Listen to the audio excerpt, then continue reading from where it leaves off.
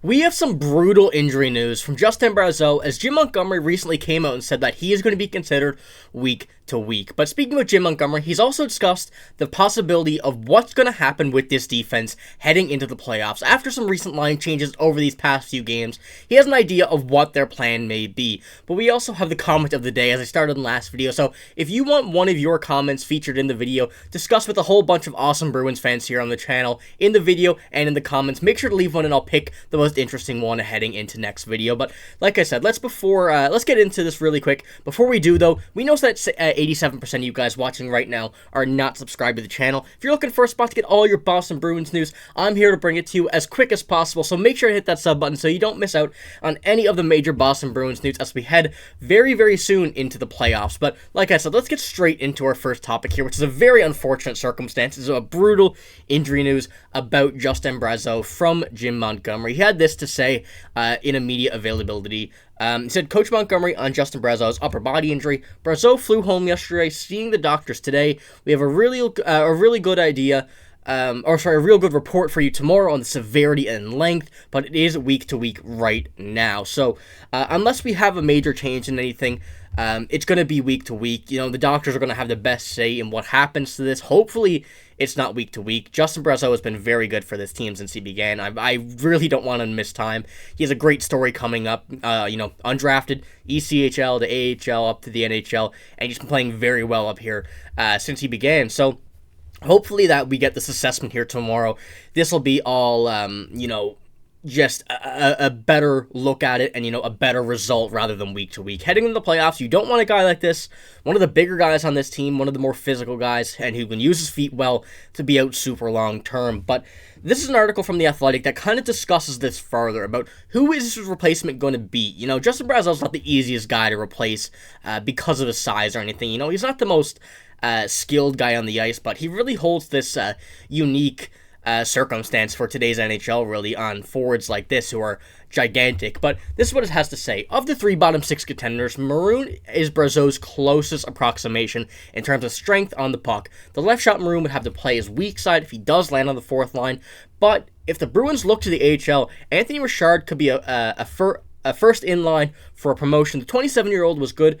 Fourth line fit next to Boqvist and Brazeau in a 9 NHL game stretch. He was assigned to Providence because he would have required waivers following his 10th NHL appearance. So this is going to be an interesting one to see what they decide to do. We know that Pat Maroon is going to be back soon, and we're going to be touching on that just a bit later here in this video as well. Our earliest date from what we've seen right now is April 13th, so about 10 days, which is going to be an interesting thing to see where he comes into this lineup as well. It's going to be a busy bottom six here over these next few days as this team heads into the playoffs and starts to get healthy. But either of these I would be fine with. Maroon is definitely going to make his way into the lineup somewhere. Whether he stays in there for the playoffs or not is going to be something else to look at once he comes back from what he had in back surgery as the injury.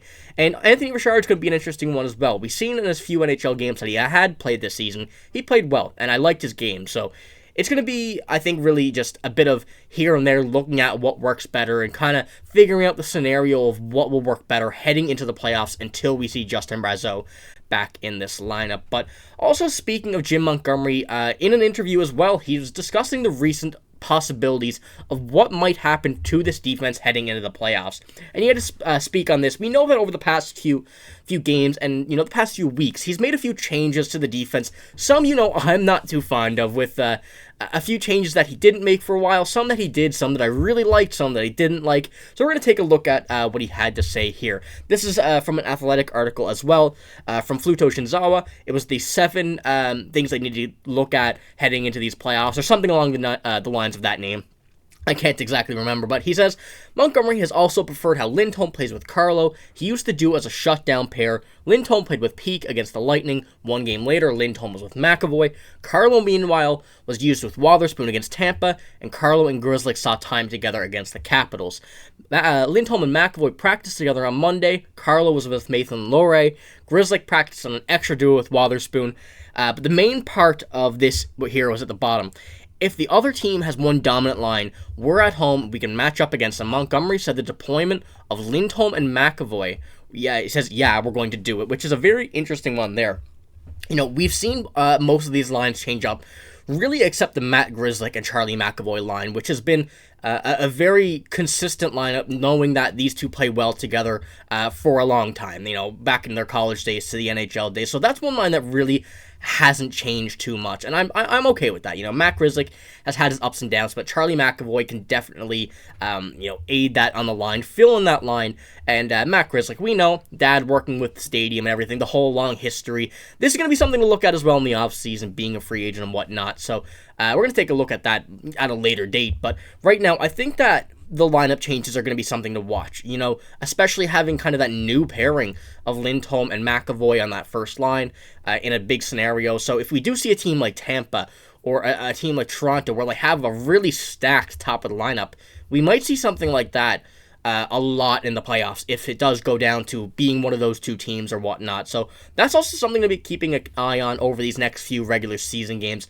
What Jim Montgomery wants to do with this team.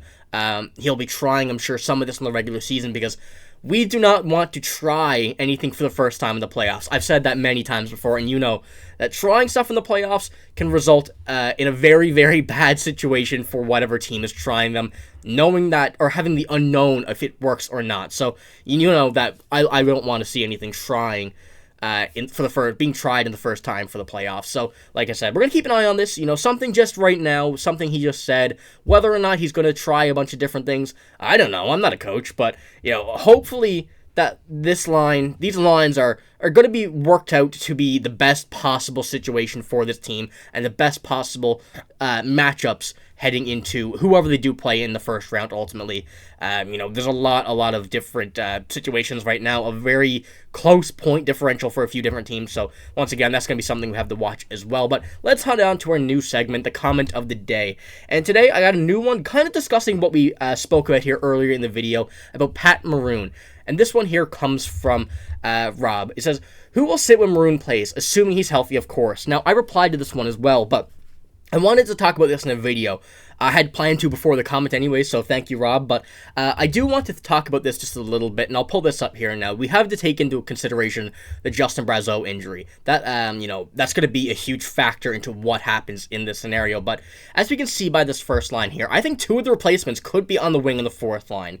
James Van Riemsdyk or Jacob Lauko. Lauko really hasn't found his groove this season. He was mentioned in trade talks at the trade deadline, ultimately ended up staying with the Bruins, but James Van Riemsdyk also has been a bit of a weird one that I don't know if he's, fully capable of playing a full, let's just say 7-game series of the first round, 7-game or whatnot, a lot of games in the playoffs, I guess you could say, at such a high level anymore. He definitely has the most experience of, him and Lauko, but so does Pat Maroon. Pat Maroon, multi-Stanley Cup winner, a very oddly playoff guy. It's just the game he plays, but also the teams he's played on. So he also has a lot of experience. But my guess would be James Van Riemsdyk or Jacob Lauko, simply for those two are really kind of the odd ones out right now. If you look up and down the lines here on the wingers, I really don't see any of these guys being taken out apart from them, and I don't see Justin Brazeau being taken out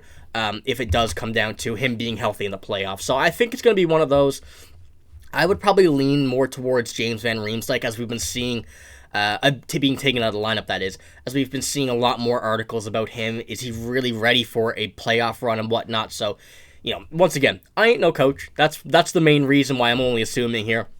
If I were to get this right, once again, the Bruins have to hire me. It's simple as that. But no, in all seriousness, thanks for the comment, Rob. But I do think it's one of those, as you've seen in the reply. But that's all I got here in this video. If you did enjoy, make sure to give the video a like. Make sure to hit the sub button as well, so you don't miss out on any Boston Bruins news that I have to bring you heading into the playoffs, end of the playoffs, end of the offseason. We have a very busy schedule ahead, so you will not want to miss out on any of this here. But like I said, that's all I got. Thank you for watching. Hope you have a great day. See you later.